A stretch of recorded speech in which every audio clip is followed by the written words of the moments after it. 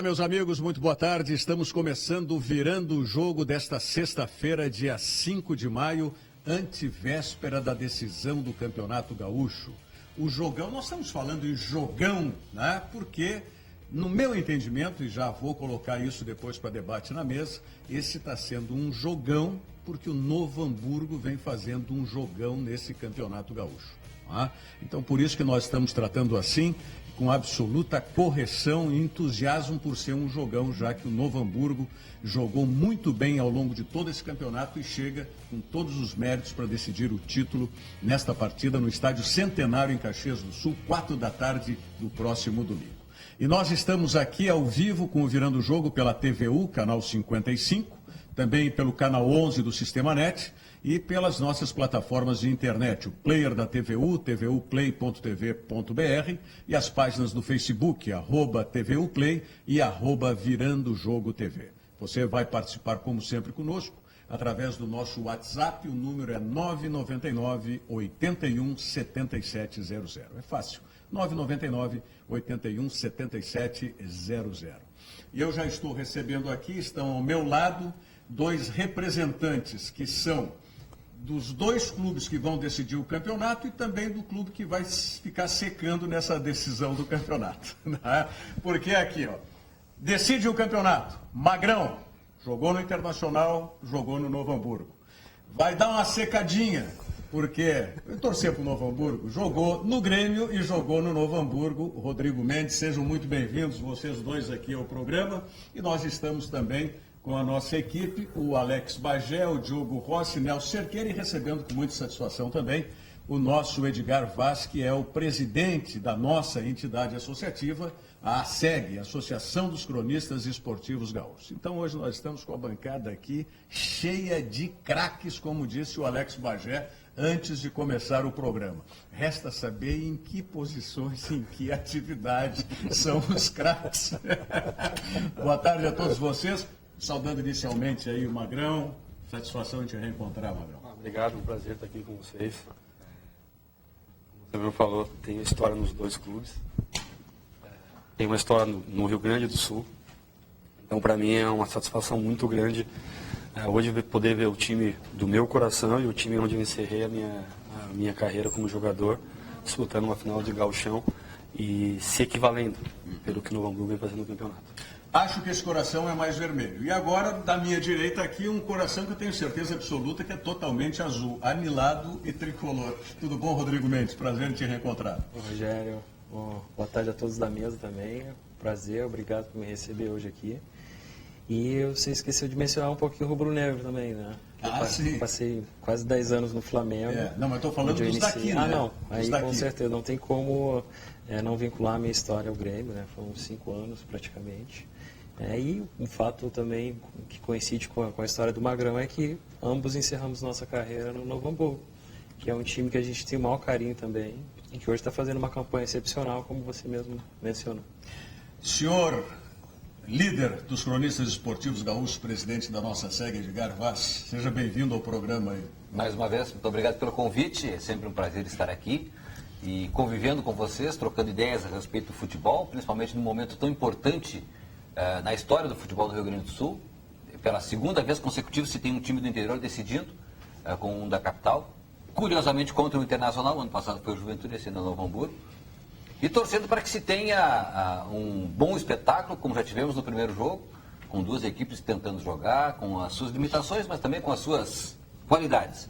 E que essa decisão, que vai ser lá em Caxias, na minha cidade, infelizmente, porque eu gostaria que fosse no Vale, até para resguardar aquilo que poderia ser uma pequena vantagem do Novo Hamburgo, mas que se tenha um belo futebol, que se tenha um jogo limpo e que vençam melhor. Diogo Rossi, está tudo pronto aí para a gente receber as perguntas? Tenho certeza que teremos muitos questionamentos, tanto pelo nosso WhatsApp, o 999 81 7700, quanto também pelas redes sociais, né? Tudo certo, tudo certo. Boa tarde, Rogério, boa tarde a todos. Tudo tranquilo, né? O pessoal pode mandar recado para a gente no WhatsApp ou então no Facebook, ali na nossa transmissão ao vivo. Quer mais um? Não, tá tranquilo. Só um pouco, encostar mais um aqui, encostar mais um. O Alex Bagé e Nelson Cerqueira, nossos titulares aqui da bancada, quando eu disse que, né, recheada de craques, estão os 2 craques aí. Tá faltando o Davis, né? O Davis não gosta de trabalhar muito. Mas o Davis é dente de leite ainda. O Davis é dente de leite, ele O Davis pertence a um outro estilo de futebol, que é o futebol da TV, né? A gente tem na bancada 2 caras que foram exemplos de técnica, de comprometimento nas equipes, né? E principalmente de caráter, né? Porque se você pegar aí e procurar alguma coisa que tenha sido de forma equivocada da carreira do Magrão, da carreira do Rodrigo Mendes, não se encontra, né? Eram exemplos de jogadores, acho até serem seguidos, né? Porque a gente pega hoje, conversávamos fora do ar, os grandes destaques atuais do futebol brasileiro, ou eles são estrangeiros, e às vezes estrangeiros e um cara até com uma certa idade, os mais experientes. Não se teve uma renovação e um meio de campo de qualidade da saída que tinha o Magrão, as jogadas diferenciadas que tinha o Rodrigo Mendes, 2 caras chegavam com facilidade para fazer gol, e agradecer a presença dos 2 aí, né? Sem dúvida. Cada um jogou num da dupla e encerraram no mesmo Novo Hamburgo. Com certeza, equilibrado. com certeza a gente sente falta aqui no futebol gaúcho hoje exatamente dessa qualidade, né? A gente nota um futebol muito aguerrido, apesar no primeiro jogo da final, tanto o Internacional quanto o Novo Hamburgo não fizeram tantas faltas, não foi um jogo foi um jogo peleado, mas não foi em nenhum momento foi um jogo desleal. Acho que o Novo Hamburgo e o Internacional jogam futebol, entendeu? E a gente gosta de ver o futebol com craques jogando. E hoje em dia nós temos muito poucos craques no futebol gaúcho, infelizmente. Eu já vou fazer a pergunta na largada para não deixar a pergunta para o fim do programa. Ah, então, que com certeza essa pergunta tem que ser feita. Né? Magrão e Rodrigo Mendes, quem é que ganha? Não, o Rodrigo já sabe quem ganha. O Rodrigo já tem o palpite dele. Olha, Rogério, o meu palpite é o seguinte, o Novo Hamburgo para mim é a equipe de destaque, independente de ser campeão ou não. Pelo tudo que fez, né? Tem uma equipe muito equilibrada, muito forte, né? E também pelo que o Edgar falou, se estivesse jogando no Vale, teoricamente no Vale o Novo Hamburgo é mais forte. Como vai para o Centenário é um campo mais aberto, fica um jogo mais de igual para igual. Né? Só que a equipe do Novo Hamburgo está com muita personalidade para jogar tanto quanto o Inter quanto jogou contra o Grêmio também e venceu, né? Eu acho que está em aberto. Fico no muro, mas está em aberto. Eu acho que a vantagem é pelo empate sem gols, né, do Novo Hamburgo. Não tem gol qualificado. Não tem. Qualquer empate vai para pênalti. Decisão não tem o saldo qualificado. Mas a torcida é pro anilado. O que A é um erro, obrigação né? é do Inter, né? O que é um erro, não sei se chegou a ser debatido isso. Eu considero que se ao longo de todo o campeonato, nas fases eliminatórias, nós tivemos a validade do gol qualificado, na decisão, principalmente, ele tem que ter. Eu acho que pensavam que ia ser Inter e Grêmio. Eu acho. O regulamento é feito para isso. Para isso, e aí não ia, para não ter essa situação. Voltando à primeira pergunta. Cara, eu acho que a grande surpresa do campeonato não é só o Novo Hamburgo, é o Inter também. Porque o Inter fez uma reformulação dentro do próprio campeonato. O Rodrigo está aqui, a gente jogou. Eu joguei no Palmeiras e eu fui emprestado e o Palmeiras foi rebaixado, eu não estava. Quando eu voltei no ano seguinte no Palmeiras, cara, a gente não tinha time. Aquele time foi rebaixado, os jogadores estavam acabados. Então, eu acho que o mérito maior, aí eu digo por que surpresa internacional, porque o Antônio Carlos foi reformular um time, animicamente o time estava acabado, jogadores que às vezes você quer colocar, que você acha que tem capacidade, tem qualidade, só que estão perseguidos pela torcida. Então, essa final, ela fica em aberto justamente porque os dois, para mim, são surpresa. Quem tinha um time melhor montado e vinha de um campeonato da Copa do Brasil era o Grêmio. Quem se falava muito era o título, praticamente foi dado no início do campeonato, e aqui não estou generalizando nada. Estou falando friamente, analisando o futebol. O ano passado também era assim. Analisando. O favorito ano passado era o Grêmio também. E o Grêmio e o Inter vem de uma reciclagem, mudando todo o time, testando o garoto. Pegar o time que estreou contra o Veranópolis, o time que joga agora é um time bastante outro time. E assim, eu fui ver o treinamento do Internacional o ano passado, na época do rebaixamento, que eu, Tinga, Bolívar, a gente ia lá para tentar dar ia assistir o treino e tentar dar um ânimo. Cara, o time estava acabado, destroçado. E hoje você veja, vão na concentração do Inter, é um outro ambiente. O Novo Hamburgo também eles se falam que está muito sereno, mas lógico, os caras estão empolgados, estão felizes com a campanha. Então, os dois vêm num momento de afirmação. Lógico, a obrigação maior, na minha opinião, é do Inter, pela camisa, pelo peso da camisa. E há uma diferença, né, Magrão, em relação ao ano passado, quando a edição foi Juventude Internacional, que existia uma diferença entre os clubes.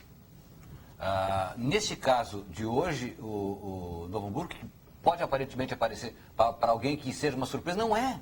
Porque o Novo Hamburgo ponteou o campeonato o tempo todo. Desde a primeira rodada até agora, ele sempre teve a melhor campanha, sempre esteve na frente. A surpresa foi o início. O ano passado, nós não tivemos isso. A classificação do Juventude em cima do Grêmio foi fruto de um desdém, dá para você dizer disso? A barbeiragem, o Grêmio, que foi jogar com o time barbeiragem. reserva lá no Jacone e acabou perdendo de 2-0 e sentiu isso e não conseguiu recuperar. E as situações eram diferentes. Hoje o que nós temos é um Novo Hamburgo muito bem estruturado, uma equipe bem formada, que joga certinho, que não se abala diante de um Beira-Rio com 60 e poucas mil pessoas, como aconteceu no último domingo. Jogou o seu futebol, quando teve que fazer, foi lá e fez. Quer dizer, é um time com personalidade. E o Juventude, o ano passado, contra esse mesmo Internacional, um time mais forte que o time de hoje, que o ano passado o Inter tinha um time que já havia formado, não conseguiu fazer isso. Então, talvez este seja um ingrediente diferente nessa disputa. E endossando o que tu falaste sobre o Novo Hamburgo, nós tínhamos no início do campeonato, como o Bagé disse, a arrancada do Novo Hamburgo. Aí está. Até quando vai o Novo Hamburgo com essa arrancada? Pois bem, o Novo Hamburgo permaneceu. Vitórias, né? Teve depois aquele momento em que foram 3 derrotas consecutivas, e aí se dizia, ou se imaginava, bom, aí acabou o Novo Hamburgo, acabou o gás. Não, Retomou. o Novo Hamburgo retomou justamente mostrando essa maturidade. O Novo Hamburgo foi o time mais equilibrado do campeonato. Eu participei, não digo participei não, mas não sei, mas de alguma forma, eu vi o início do Novo Hamburgo, tá? Porque eu tenho alguns jogadores lá, diariamente falando com o Everton, que hoje é o vice-presidente. Então a nossa empresa tentou auxiliar com 2, 3 jogadores na equipe. E a ideia, o Novo Hamburgo, não sei se vocês sabem, mas até onde a gente sabe, a cota do Novo Hamburgo foi muito menor do que os outros, porque o Novo Hamburgo já pegou uma cota lá atrás, já tinha adiantado. Então teve que se fazer, quando se falava com o Everton, na montagem da equipe, precisa de um jogador de velocidade para o contra-ataque, porque na pré-temporada a gente estava vendo que o time estava meio lento. Aí a gente foi buscar o Conrado, que depois se lesionou, mas e assim, ele não falou, Magrão, não posso errar. Foram muito pontuais as Eu não posso errar. O jogador precisa do Conrado. Mandei os vídeos para ele. Eu não posso errar, eu não tenho margem de salário que eu posso pagar, é só isso. Então, o Novo Hamburgo, a diretoria do Novo Hamburgo tem que ter, junto com o treinador, que eles trabalharam em conjunto ali as contratações, tem todo o mérito da campanha do Novo Hamburgo. Porque eles foram pontuais, como eles queriam um time. Pré-temporada o time estava meio lento. O jogo contra o Veranópolis lá, que a gente foi assistir 0-0, eu acompanhei todos os jogos da pré-temporada do Novo Hamburgo, justamente por estar ali, de alguma forma, ajudando, auxiliando. E eles começaram a detectar dentro da pré-temporada algumas... O Novo Hamburgo não chegou e esse time, não, eles viram, pô, nós não temos um contra-ataque, não está forte. Hoje o ponto forte do mexida foi contra-ataque. A mexida foi cirúrgica, então. Sim. Tal jogador com tal O trabalho da característica. diretoria na formatação, ontem nós falávamos sobre isso. Até surpreende a maneira que a direção se portou nesses últimos dias, depois da confirmação do jogo em Caxias. Ontem até eu fiz um comentário na rádio por volta de 5h30 falando disso, e minutos depois o presidente Radaeli ligou lá para explicar, estava no meio da reunião, não foi por querer e tal. Porque a diretoria, eu acho que poderia ter até em cima de tudo que mereceu ao longo dessa formação de equipe, ter falado um pouco mais, aproveitar mais esse momento, fazia mais de 60 anos que o Novo Hamburgo não chegava numa final. Agora, esse trabalho da montagem, a gente vem chamando a atenção o tempo inteiro. E é um grupo reduzido, não se tinha dinheiro para contratar tanto jogador. Tem 3, 4 jogadores, a gente já sabe as substituições. quem vai entrar. Quem vai entrar vai fazer aquela correria ali que a gente fala, de aquela fumaça do lado direito, quem vai entrar para a gente meio que já sabe, porque eles não tiveram margem. E tudo jogadores de aluguel. Jogadores que todo mundo vai se empregar agora. Não, eu brinquei com o Everton Cura outro dia, termina o campeonato domingo. Na segunda-feira, se a gente quiser marcar o time da Rádio Grenal do virando o jogo contra o Novo Hamburgo, talvez não tenha mais time do Novo Hamburgo. Mas como você vai conseguir fazer um contrato longo? Não tem como. E aí eu faço um parâmetro num campeonato que eu joguei, e que eu sou paulista, o incentivo que tem os clubes do interior de São Paulo. É diferente. Outra estrutura. Agora, sobre isso que falou o Bagé, realmente, talvez porque a intenção sempre tenha sido de faturar, e a gente compreende isso. Totalmente né? Até compreensível. pelo que o Magrão disse agora, que já tinha recebido essa cota anteriormente, então a necessidade financeira do Novo Hamburgo é muito grande, mas aí fica aquela história. O Novo Hamburgo, também a direção jogou para a torcida no sentido de que parecia que queria o jogo no Estádio do Vale. Quando, na realidade, o que queria mais era ter a possibilidade de faturar Que é totalmente nessas duas compreensível, partidas né? aí. Faltou foi esse discurso. Que era da semifinal contra o Grêmio. E tem aqui, acho que é uma publicação do... Eu recebi, porque a gente tem vários grupos de WhatsApp, eu recebi num dos grupos aqui, o que seria uma parte de uma entrevista, acho que é do presidente do Novo Hamburgo, eu não sei aqui, uma pessoa de 65 anos na diretoria do Novo Hamburgo, quem é? Acho que é o Uma presidente pessoa Radaeli. de 65 anos. Radaeli. Que aí é feita uma pergunta para ele assim, ó. Como torcedor anilado, de que maneira recebe comentários de que o Noia não queria jogar no Vale por conta da renda? Ele responde: as pessoas mal intencionadas não conhecem essa pessoa aqui, no caso ele que estava respondendo, de 65 anos, de cabelos brancos, que tem uma vida reta e que jamais faria isso. Eu, como torcedor anilado, quero ser campeão gaúcho, porque quero deixar esse legado para os meus filhos e netos. No jogo contra o Grêmio, eu liguei para o presidente Romildo Bolzan Júnior e disse que não temos condições de colocar mais arquibancadas. E perguntei se ele teria interesse em jogar na arena. A primeira coisa que ele disse é que diriam que ele estava comprando o jogo do Novo Hamburgo. E em segundo, a arena não é do Grêmio, tem que negociar com a OAS. E o regulamento impede. Né? Isso sim eu fiz porque aquela vez contratamos uma empresa que fez os laudos errados, tal e tal. Mas a resposta do presidente aí, ela leva para uma situação que não é a situação da crítica. Porque a resposta dele diz respeito, porque eu quero ser campeão. Em nenhum momento foi dito que ele não queira ser campeão. Até porque é a consagração total dele e do clube. O que foi dito e está lá para quem quiser ver, eu desafiei ontem, é só passar lá no Estádio do Vale. O portão, que é o que foi uma das exigências para a semifinal, que a abertura está para dentro e tem que ser para fora pelos novos padrões de segurança, ele não foi mexido até agora. Então está lá, quem quiser comprovar é só passar no Estádio do Vale, não foi alterado. E o outro detalhe ali, do contato que teve com o presidente Noveleto, para que o presidente Noveleto tentasse interceder com o Corpo de Bombeiros para assinar a autorização e depois levaria pelo menos mais 2 dias de obras. As obras no Estádio do Vale, da semifinal até o prazo, elas não aconteceram. Isso é fato, está lá para quem quiser saber. Isso é uma outra crítica. Ninguém, em nenhum momento, eu ouvi nenhum colega dizer que o Novo Hamburgo estaria não querendo ser campeão. Não, é que o Novo Hamburgo deu um discurso de 95% das obras prontas e sequer as obras foram mexidas. As obras no Estádio do Vale são as seguintes: chegaram as arquibancadas móveis e foram montadas. Ponto. Não teve obra de mais nada. Está lá para quem quiser. Ninguém duvida que o Novo Hamburgo queira ser claro campeão gaúcho. Mas e tem condições. Mas também ninguém, não vai ser cedo mas também ninguém duvida que o Novo Hamburgo quer faturar. Que é normal, nessa final. Claro. Mas também ele tem motivo para isso, porque ser campeão gaúcho não vale nada financeiramente, né? Não vale um centavo. Em termos de prêmio, na Qual final, é o mérito? não. Claro, o mérito de ser campeão é perfeito, é ideal, ir para o Novo Hamburgo vai ser histórico. Mas não ganhar um centavo por ser campeão é errado. O clube de futebol vive de O dinheiro. Campeonato Gaúcho não te leva. Não te leva nada absolutamente financeiramente. Nada financeiramente. Claro, vai gerar outras coisas importantes, né? Leva sim. Se você ver quanto que é a cota do Inter e do Grêmio para jogar o Campeonato Gaúcho, quanto que é a cota do Inter e Grêmio para jogar essa Copa Primeira Liga. Para a dupla... Não, para a dupla sim, mas para o campeão gaúcho O não. que a gente começa a se preocupar, então, é a sequência do Novo Hamburgo, né? Que tem o calendário cheio esse ano. Sim, sim. Exatamente, vai ter que montar. Tem o Série Mas isso é um B problema. e- Mas aí pode ter mais dinheiro para manter alguns jogadores. Isso que disse o Magrão do contrato. O Campeonato Pernambucano, ele está agora vivendo uma celeuma. Disputam lá Sport e Salgueiro. Aí vai ter toda uma tecnologia, o Sandro Meirahit vai ser o árbitro a utilizar pela primeira vez o vídeo, só que está marcada a primeira final. E a segunda final está marcada para 18 de junho.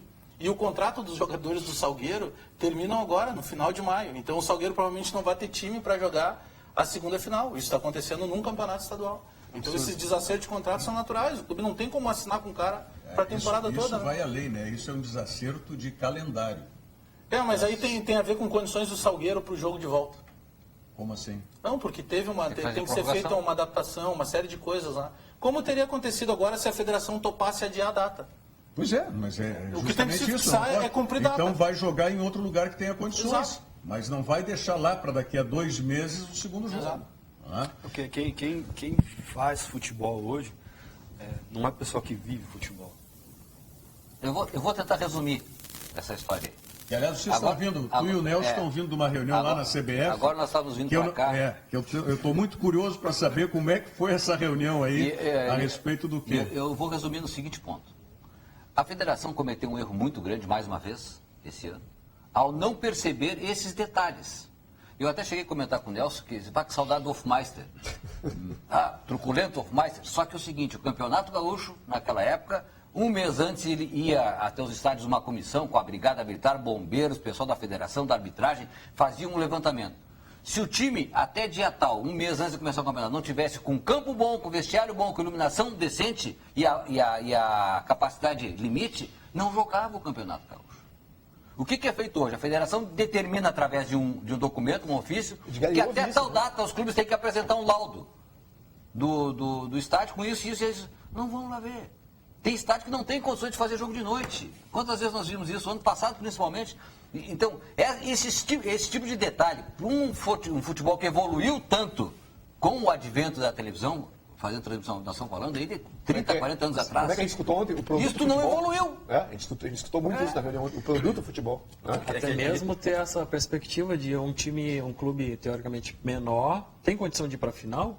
O estádio desse clube tem condição de fazer essa vistoria, né, Rodrigo, não tinha que ter sido feita agora.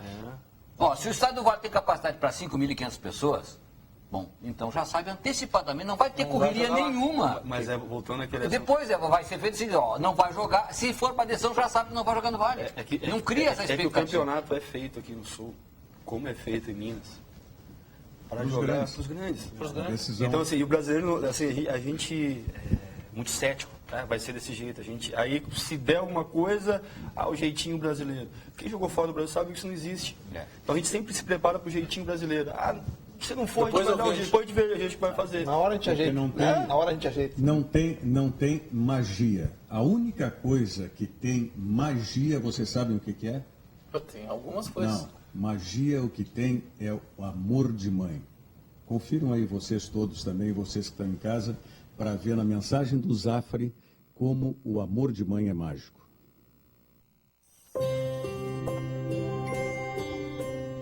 Vamos dormir, filha?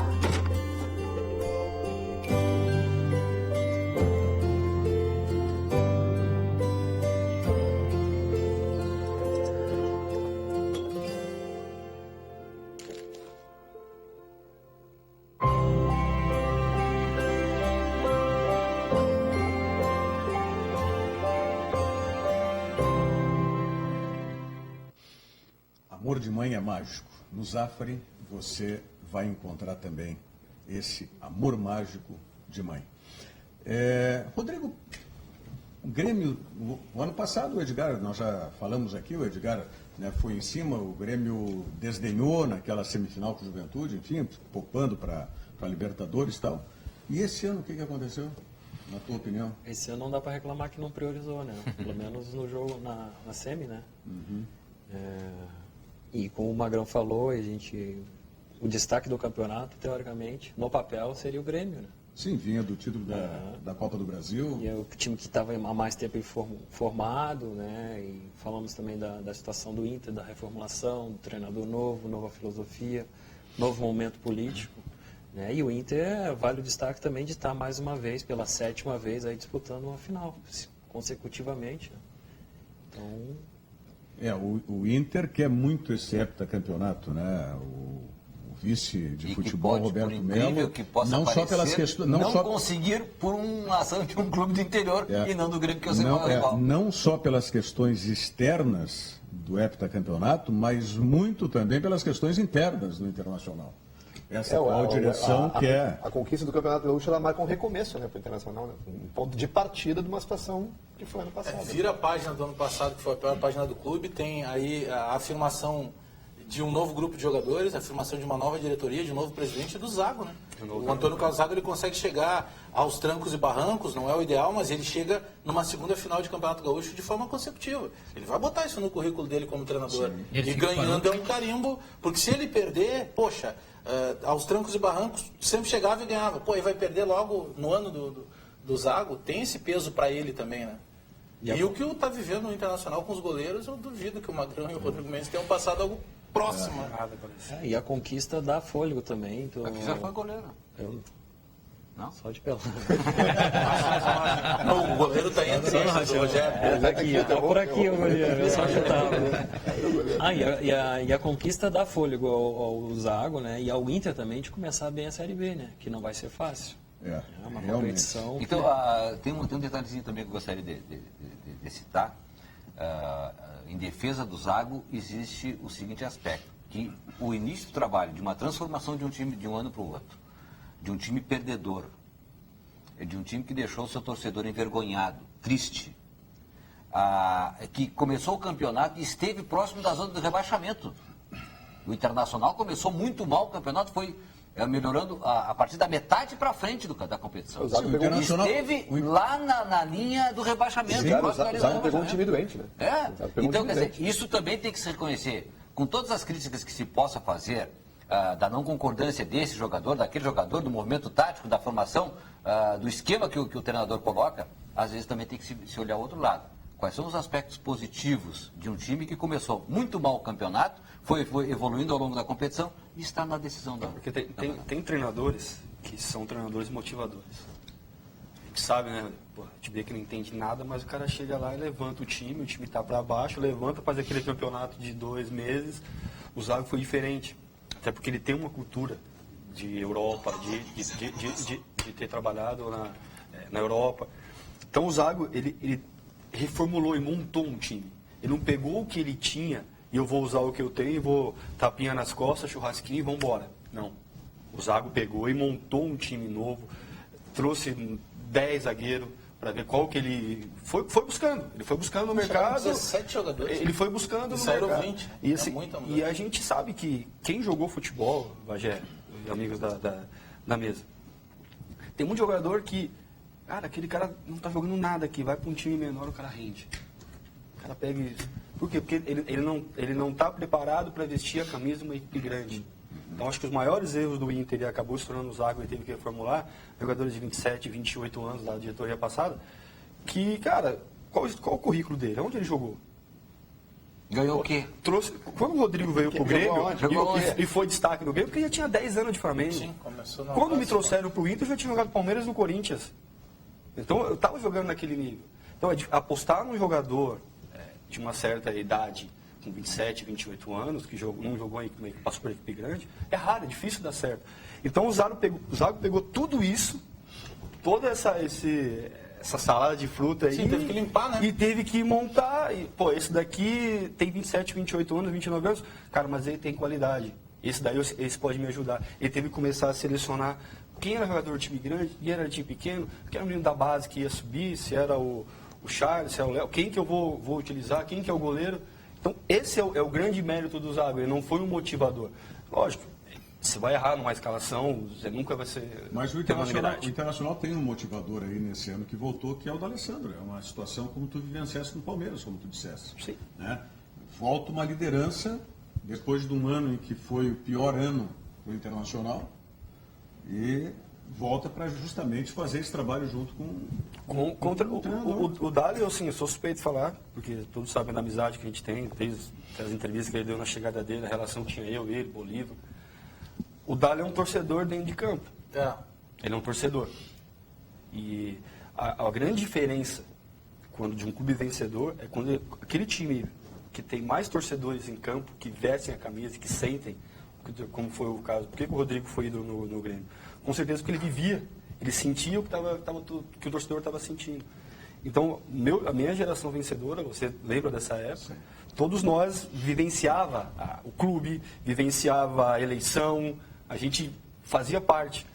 E o Dali é isso.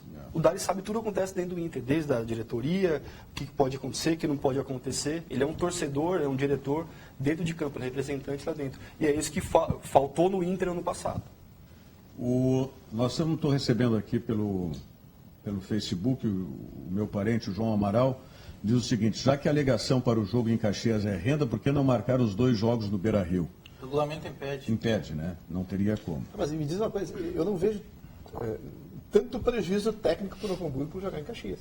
Apesar de ser um campo maior... Não tem prejuízo técnico para o Novo Hamburgo jogar as 2 no Beira-Rio, se fosse o caso. Não vejo prejuízo técnico. Não vejo. Olha aqui, ó, o Novo Hamburgo jogou 2 vezes no Beira-Rio. Tá? Fez 4 pontos. Não? Ganhou na fase de classificação do Internacional e empatou agora nessa primeira. Então, para o Novo Hamburgo, realmente não tem diferença. Eu joguei no São Caetano, não sei se vocês lembram.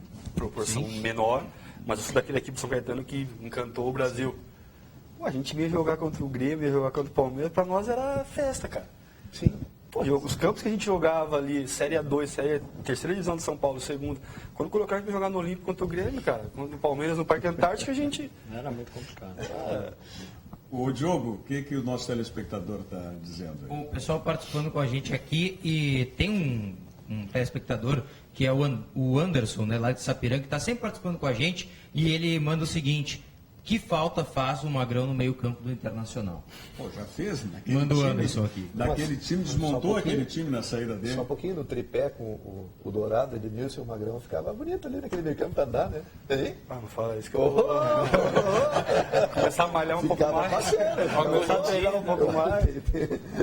Sabe o que eu falei pra minha esposa, ela tá assistindo, vou mandar um beijo pra ela. Eu falei pra ela assim, cara, eu acho que ano que vem eu vou pegar mais um gauchão aí, eu vou ver se alguém... Não, mas eu estava dizendo para o Rodrigo, quando o Rodrigo chegou aqui, é o mesmo caso do Magrão, né, estão na faixa dos 40 anos. Não, eu tô com 38. Vai chegar mais dois. Mas foi registrado. O Rodrigo tem mais história que eu. É que o Magrão começou cedo. Vai chegar mais ali. Foi registrado com 4 anos. Isso é que nem pesquisa de Ibope. Os caras dizem assim, com 2 pontos a mais ou 2 pontos a menos, a diferença. Tá ali uma amiga nossa, tá que idade tu tem? 30 e todos. Ela não disse que tem 39, ela tem 30 e todos. Mas eles estão em forma. Olha para eles aí, estão fininhos, estão com, né, corpo de atleta. Tem... o Walter, por exemplo, tem muito menos. Mas o Walter desde físico. moleque. Sempre foi. Mas a gordinho. exigência física hoje nos impede de... Sim, né? Na competição. Há um sacrifício muito grande. Joguei com 36 pelo Novo Hamburgo e foi um sacrifício.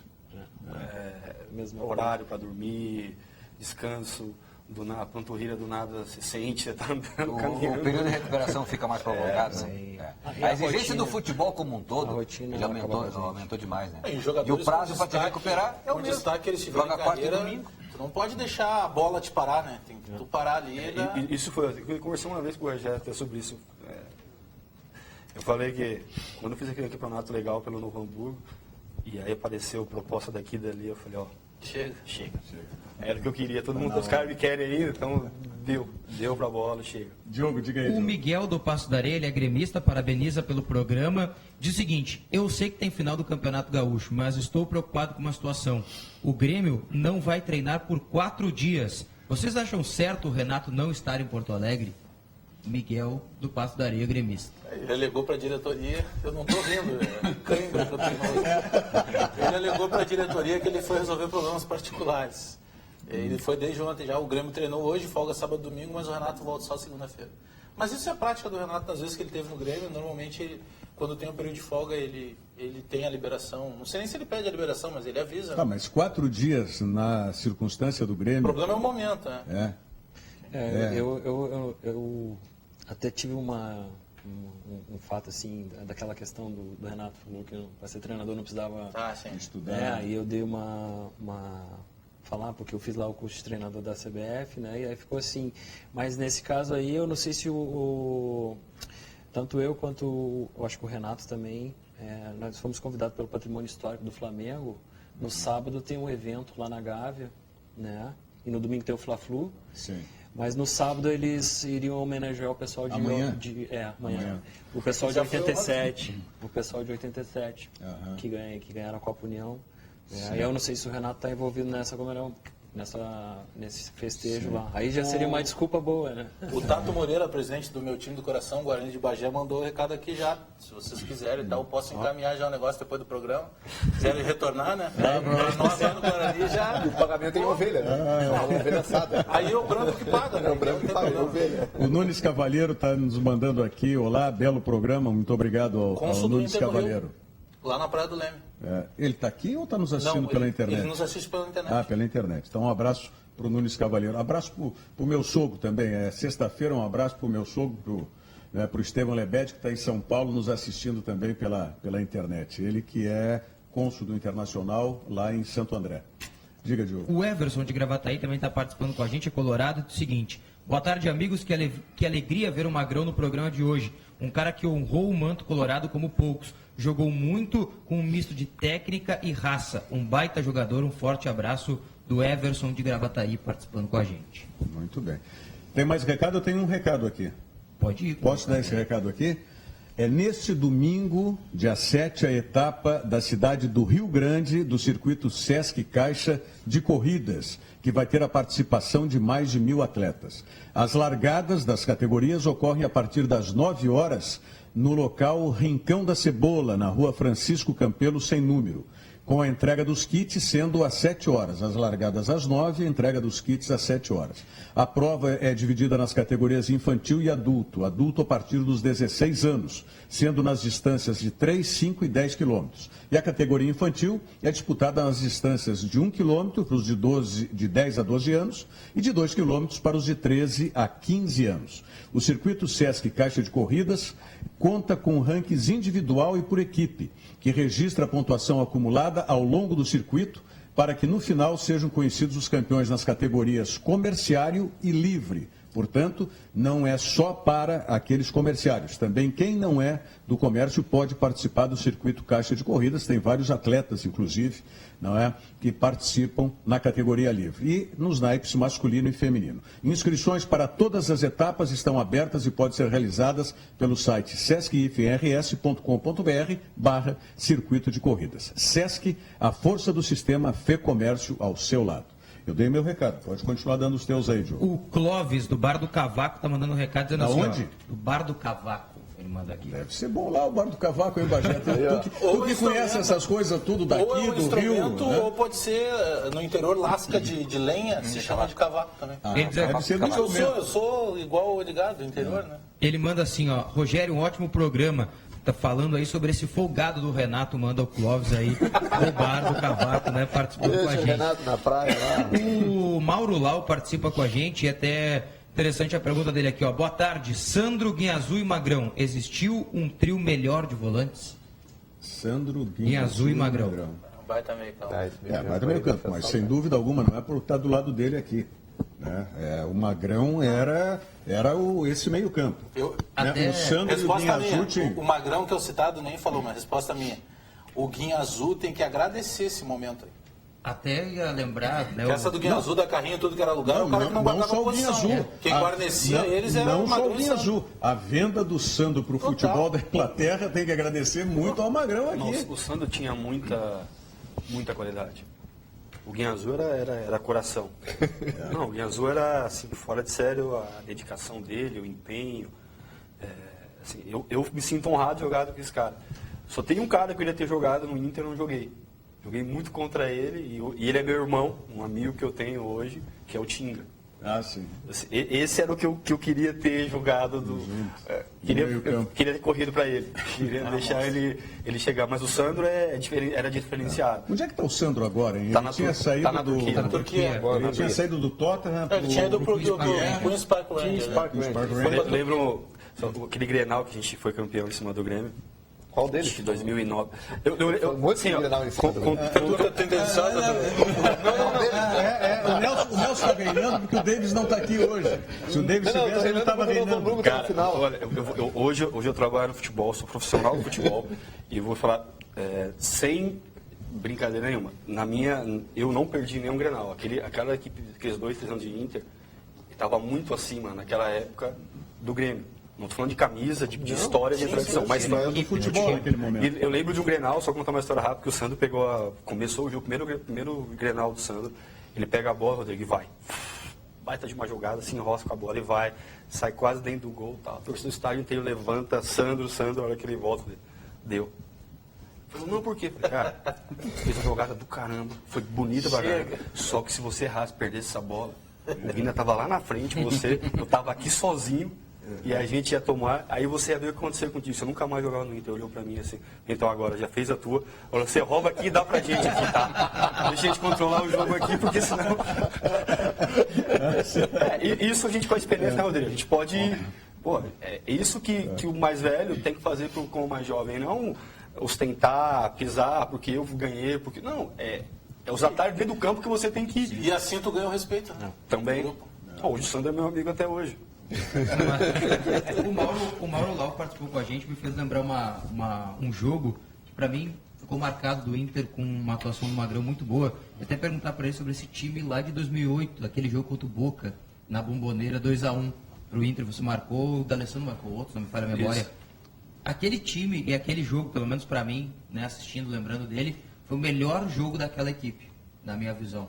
O Inter jogou demais na Bombonera naquela partida. Era Guiazul, Magrão, D'Alessandro, Alex, Nilmar e eu não me lembro... O Edinho era o primeiro volante. E o Edinho, o primeiro volante, exatamente.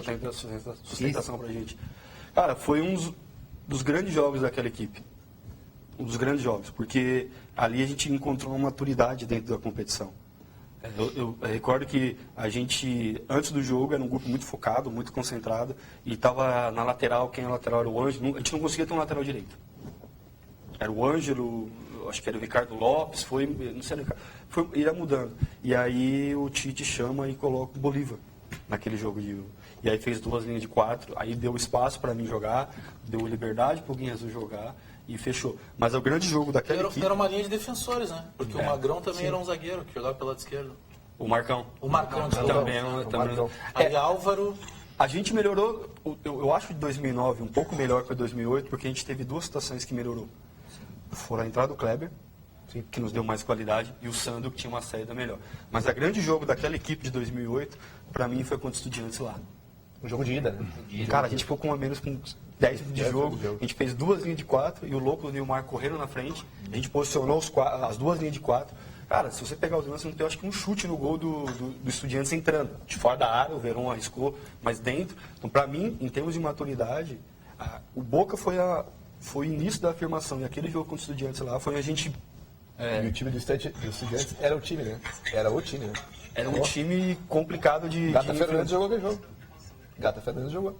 Não... Jogou. Que era quando ele era bem garoto. Eu lembro que a gente bateu os caras daquele time era Verón, tinha o Bocelli, que era o cara que escapava. O lateral direito, que era... O lateral direito, logo depois foi pro Atlético. Tinha o zagueiro de sábado, que era um bom zagueiro também. O time era fechadinho. Cara, eu sei aquele jogo, que a gente deu de bico pro alto e bateu naquele jogo. Vai lá é complicado. Num chute pra frente, nossa, achamos uma bola do...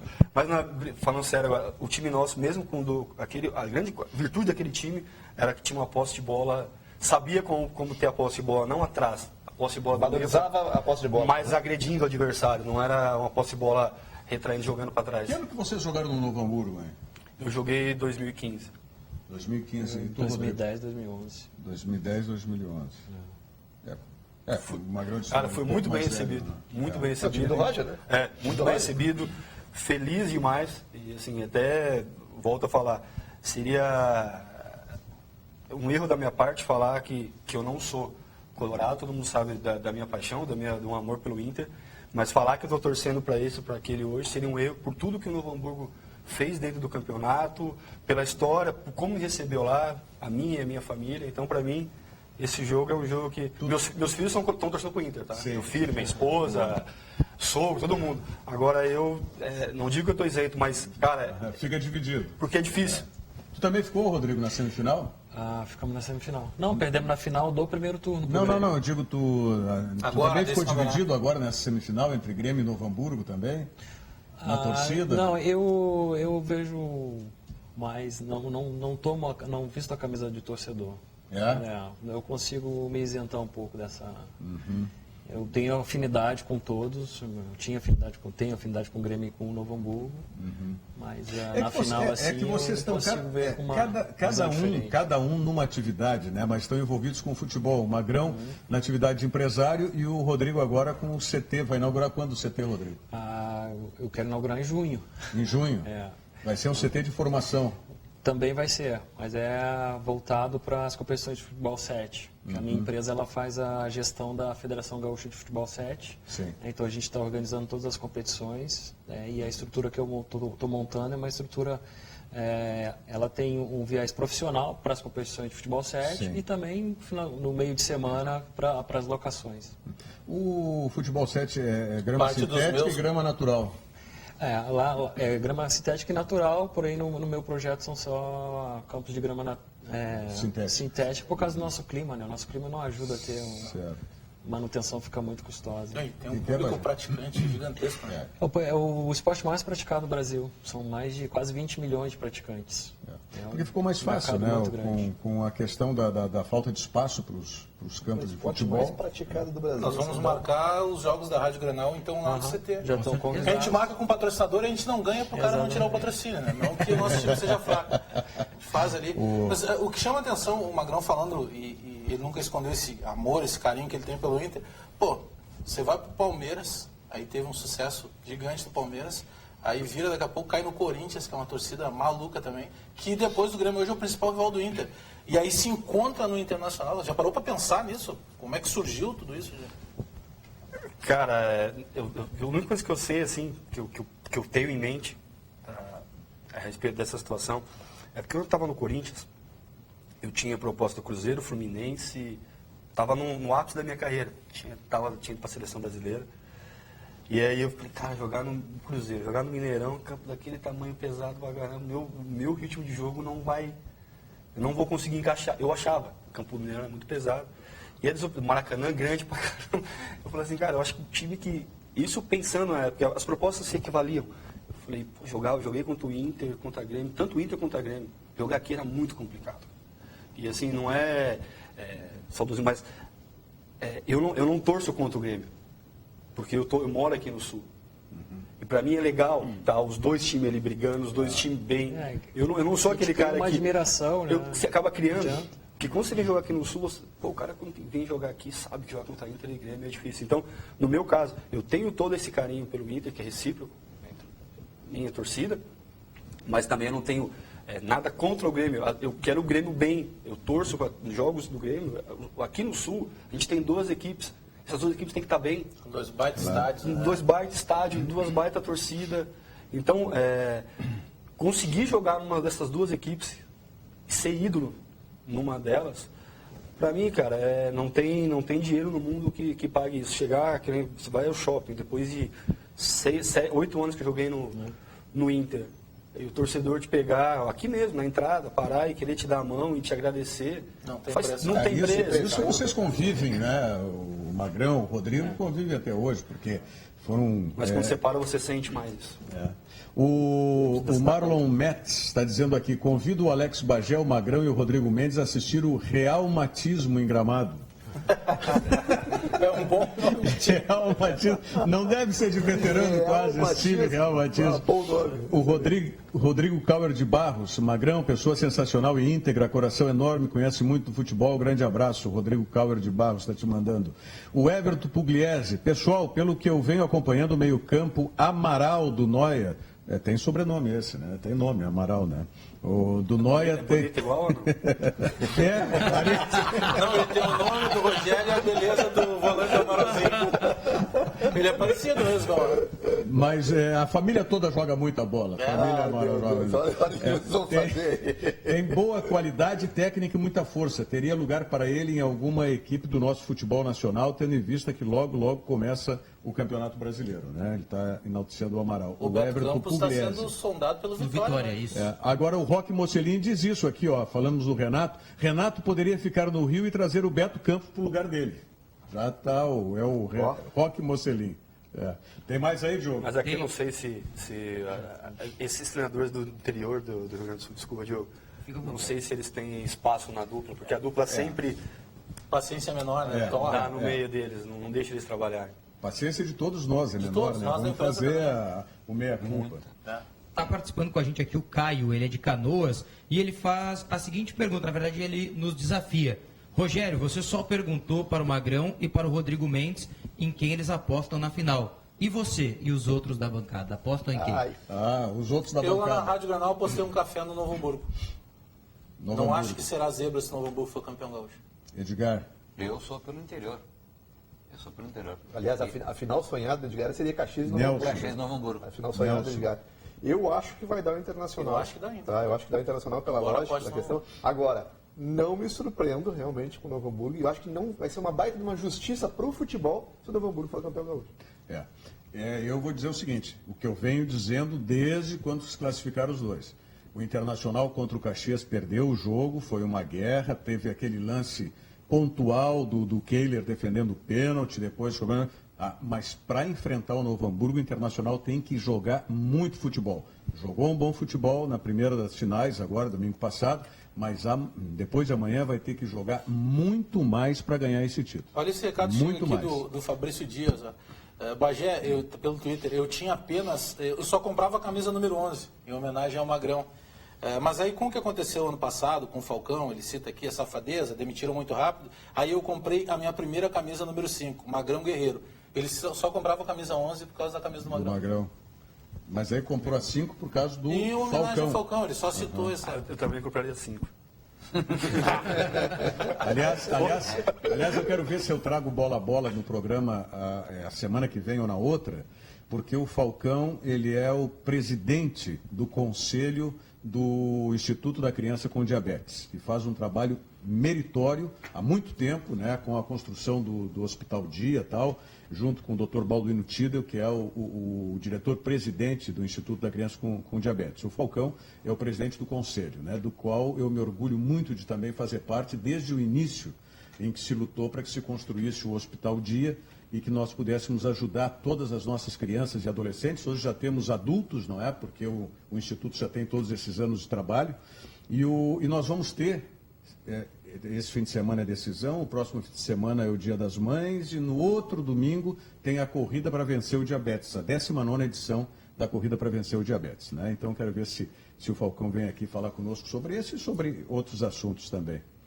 O presidente Edgar Vaz, me diga, já que eu estou falando de presidente de conselho, presidente do Instituto, presidente da Associação dos Cronistas Esportivos Gaúchos, essa reunião com a CBF vai alterar alguma coisa para o Campeonato Brasileiro, primeira e segunda divisões? Eu acho que a gente avançou em alguns pontos que eram defendidos principalmente pela SEG, em nível de Brasil pela SEB, que é a valorização dos profissionais vinculados às associações, né? Sim. Até o ano passado não se tinha esse tipo. Aqui no Rio Grande do Sul se tem, porque nós estamos amparados por uma medida judicial, e aqui quem faz o credenciamento é a SEG. Mas os demais estados do país, a CBF que estava fazendo o credenciamento. Isto mudou um pouco, ela vai manter para esses outros estados esse credenciamento, mas com a obrigatoriedade dos profissionais comprovarem a sua vinculação a uma associação de classe. Perfeito. Dos cronistas esportivos. Isso é importante para o futebol, porque vamos pegar só o exemplo dos jogadores. Daqui a pouco tem uma demanda qualquer com um profissional. Aí sabe que pode, inclusive, falar para a associação desse profissional, diz, olha, teu associado não está correspondendo, não está se comportando. E há como a gente fiscalizar, né? Sim. Não adianta, de repente, fazer o registro lá de um pedido de credenciamento de um advogado, de um professor, de um médico, enquanto que do outro lado a gente não pode ir lá no hospital, não pode ir no tribunal do júri fazer a defesa de um réu, porque não é a nossa profissão. A nossa profissão vai ter que ser assim também. Nossa, como é que é? Não é característica, eu falei em característica. Trilha. É trilha. É dos anos 80 pra cá já é trilha. Mas eu sou da característica musical, não é, Edgar? Eu gostamos de característica musical. Agora já é do volante assim. moderno, como dizem. Bom, lembrando, nós vamos falar depois, na próxima semana, na quarta-feira, dia 10, nós vamos ter uma festa também da Associação dos Cronistas, Destaques do Gauchão 2017, lá no Hotel Embaixador. Nós estamos viabilizando a transmissão aqui pela TVU, ou pelo menos em tape, para você assistir essa festa. Rodrigo Mendes, Magrão, obrigado pela presença de vocês aqui no programa, presidente Edgar Vaz. E na segunda-feira nós estaremos de volta aqui com o Virando o Jogo para analisar a decisão e o campeão gaúcho de 2017. Muito obrigado.